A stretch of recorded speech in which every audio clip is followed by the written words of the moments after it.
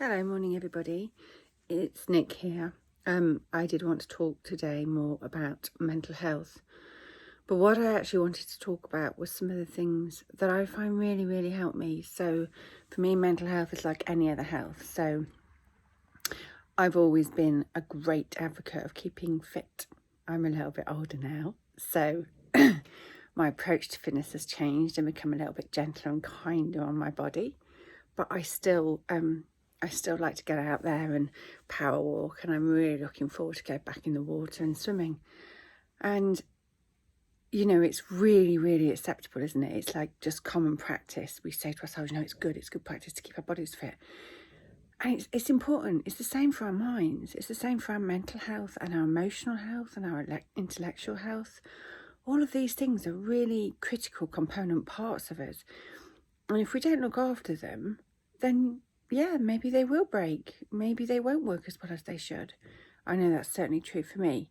So I was thinking, particularly in lockdown, because certainly my strategies have changed. And the interesting thing that I've observed is they've become a lot more simple. And in becoming more simple, I actually think my mental health has improved quite considerably, which is a significant turnaround, quite frankly.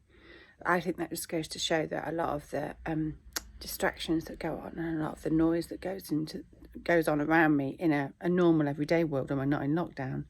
So for anybody overseas watching this, I'm in the UK, so we're still in a full lockdown at the minute. I think that actually can cause some of my anxiety and my feeling of hopelessness and a lack of control and general overwhelm, which is when I really start to struggle. So here are some tips I think that help me, and I hope they help you. So the first is that when I open my eyes in the morning, particularly if I'm feeling very demotivated and I don't know if I can face the day ahead, and sometimes it's just a real feeling of really low energy, a bit of doom and gloom, particularly in the times that we're living, and just a real lack of motivation. I just keep it really small and simple. So all I have to do is get up and make a cup of tea. That is it. And then I just sit on the sofa, generally where I'm sat here, which is in front of, as you can see, it's in front of a window. So I've got lots of greenery and nature outside. And I just sit in silence. I say silence, my dogs snore a lot, as silent as it gets. And I have a cup of tea. And I don't beat myself up or tell myself I have to do anything other than that. And then what I find is, because I've taken that step, I'm now in a different position. So I've physically moved my energy. I've physically got out of the bed. And I have to say, it does help. I mean, when I wake up and I'm genuinely really tired, absolutely fine. I'll go back to sleep if it's possible. But today is Sunday and I woke up at 7 a.m. and I wasn't tired anymore. And I do find it helps if I can get up before everybody else, because part of taking that step to have a cup of tea is actually sitting in silence and just sitting. And I don't even think too much. I just literally sit with my tea, look out the window, look at the birds. And one of the things I try and do, I'm trying to find it. Sorry, low battery mode. Is I always try and have a book. I just leave a random book by my side. This one at the minute I'm reading is Gabriella Bernstein's Super Attractor. I don't read them cover to cover. I literally just pick them up and I flick through them and I just read a few pages where it lands, and that can also help. And I think it's just stopping stuff getting my mind and getting into my mind and cluttering it too quickly. And you know, I might sit here, depending on what day it is, for quite a while. So this morning I might sit here for over an hour, you know, and then I might think, oh, I'll have another cup of tea, or I might think I'll meditate, or I might think I'll read, or I might think, I think I'm okay to empty the washer now. The point is, they're all really tiny steps. They're all really tiny steps. That's really kind to me. And then I find that I'm able to think about, well, what's the next step? And the thing that I try and do every day, no matter what, is either shower or bathe. And very often, particularly in lockdown at the weekend, after I've showered or bathed, I will still put my night inner jumper back on, and that's absolutely fine. And I think that's what it's about. It's about not beating yourself up, not saying you have to, and setting these mammoth expectations of things. There's a real beauty in the simplicity. So the next thing would be either getting a shower or a bath. And again, it's just really going with the flow and what you feel. So if I'm feeling very lazy and time is on my side, I think, you know what, I run a bath, sit down, wait for it to run, get in the bath, I'll laze in the bath. Then I'll get out the bath and then I'll go upstairs to get dressed. And do you know what? I don't rush getting dressed. It's okay to sit down on your bed, enjoy being in your bedroom. It's okay to lay down for 3 or 4 minutes and just have a little bit of a think. You know, just daydream, just go away with the fairies, just allow yourself to indulge in nice thoughts. I've started doing that a lot. My daughter reminded me actually, because I'll often say to her, what are you doing, Lils? And she'll say, oh, I'm daydreaming. It's a very important activity for my daughter, daydreaming. And I'm thinking, that is really nice. Now sit and daydream. And my favourite daydream is, so I really want to write and publish a book.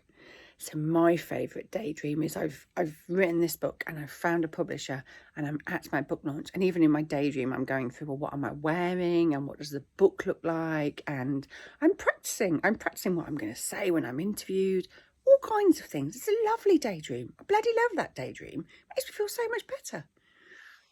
Now, what do I do then? Well, then I just take what the next step is. So, you know, I have some compulsory steps that I need to take because, for example, we have ducks and chickens and we have animals. So then I might say to myself, okay, well, I'll go out and I'll give the ducks and chickens some water and food. Full stop.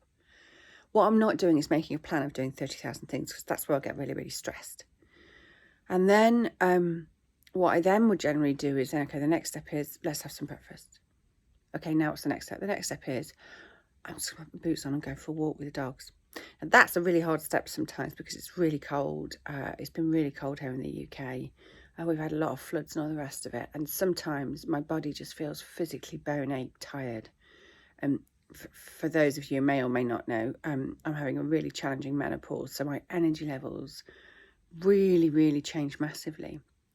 And if I'm feeling really, really, really exhausted, and I know when it's a deep exhaustion because with the menopause it's to do with my estrogen and I get a really achy body as well, I might actually go, do you know what, I'm going for half an hour now. But more often than not, I would say 9 times out of 10, I say to myself, just put your wellies on and just walk for 10 minutes. If after 10 minutes you still feel shit, just come home and go for a lay down. But if after 10 minutes you don't feel shit, then keep going. And I can't remember when I've ever come home after that 10 minutes, but giving myself that permission is a really big deal. And the other thing that's a big deal is I always have my headphones on me, and I have a friend who we message each other. We send each other voice messages on WhatsApp. Because on WhatsApp, there's no time limit. You can just you can talk for as long as you like. And I save her messages for when I go out on my walk. So it's like listening to a podcast, but it's from a friend who I know. And then I very often record a message back to her, and that is a really lovely thing to do. Or it might be that I just get into a rhythm and I just walk. Or it might be that I'm feeling a lot of angst or I'm feeling sad. And whatever it is I'm feeling, it is allowed. And actually the walk is the time when I give myself the permission to have those feelings.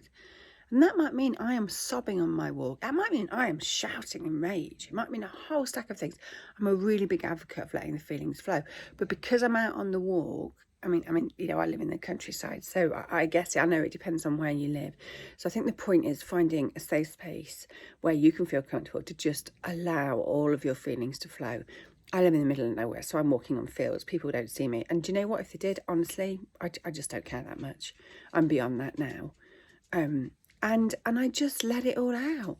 I think it's so important because you know what we let out can't make us ill. What we keep in can. So here's my dog. Here's my dog. That's Horatio. This is Lord Horatio Nelson come to join us. That's his normal sitting position in the morning. If I can get him. There we go. He's a really handsome boy. So yeah.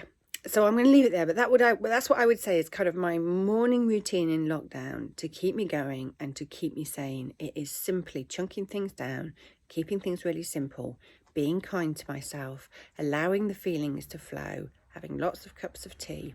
And I think the process of moving, so even getting out of bed, coming downstairs, making tea, going for a walk, having a shower. Just that process of gently moving your body shifts your energy. And I've got to say, it's really, really important to have an honest conversation with yourself about how you're feeling, because that means you observe it. It means you observe it and you look at it, and by that you almost detach yourself and let it out. Bloody well let it out. You don't have to invalidate yourself. You do not have to pretend that you're not feeling shit if you're feeling shit. Let it out and let it flow, because just like a river flows, those feelings will flow away. That is what I have found. I'll probably do another one of these, actually, talking about some other different stuff I do to try and keep on top of my mental health. Hoping that helps. Much love to everybody. Take care. Bye.